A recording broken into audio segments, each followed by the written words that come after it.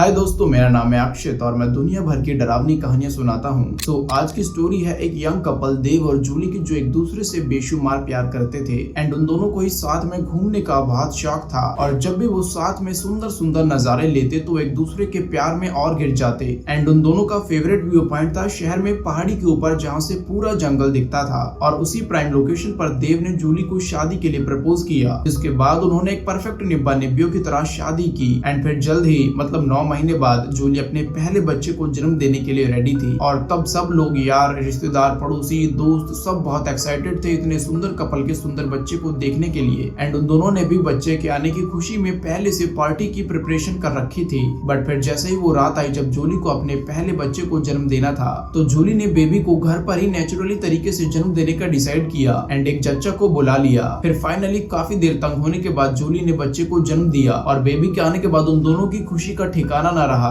तब जच्चा ने उन्हें बेबी गर्ल होने की बधाइयां दी, मगर जैसे ही उन दोनों ने बेबी को देखा तो उनकी खुशी 92% कम हो गई क्योंकि वो बेबी गर्ल कुछ गड़बड़ थी। उसकी आंखें आड़ी टेढ़ी बड़ी बड़ी थी, उसके आंख, नाक, मुंह और हाथ इरेगुलर थे। तो डरते हुए जूली ने जच्चा से पूछा, क्या ये ठीक है? तब जच्चा ने जवाब दिया, एब्सोल्युटली फाइन, ये बच्ची बिल्कुल ठीक है, बस थोड़ी सी एबनॉर्मेलिटीज हैं। तो कपल ने जच्चा को बधाई देकर रवाना किया और फिर रात हुई तो देव और जूली बेड पर लेट गए, मगर उन दोनों को नींद न आई और नींद आई तो सिर्फ उस बेबी गर्ल को। तो बातों बातों में धीरे से जूली बोली कि ये बच्चा उनका नहीं है क्योंकि बच्चों में भगवान दिखते हैं और उसे इस बच्चे में तो साक्षात हैवान दिख रहा है। तो ये बात सुन देव कुछ न बोला और फिर जैसे ही सुबह हुई तो वो अपने फेवरेट व्यू पॉइंट पर अपना मूड फ्रेश करने गए। उनके साथ बेबी गर्ल भी थी एंड वहाँ पहुंचकर सुंदर जंगल का नजारा देखते देखते वो एज पर आ गए और एज पर पहुंचकर जूली देव से बोली, क्या ये ठीक है? तो जवाब में देव ने भी हाँ किया, जिसके बाद जूली ने अपने दोनों हाथ खोल दिए और उस बेबी को खाई में गिरा दिया। तब यह नजारा देख देव ने जूली को कंफर्ट किया और भरोसा दिलाया कि वी विल ट्राई अगेन। जिसके 2-3 महीने बाद ही अगेन जूली प्रेग्नेंट हो गई एंड तब उन दोनों ने भगवान से दिन रात अर्जी लगाई कि अब की बार उन्हें सुंदर बच्चा देना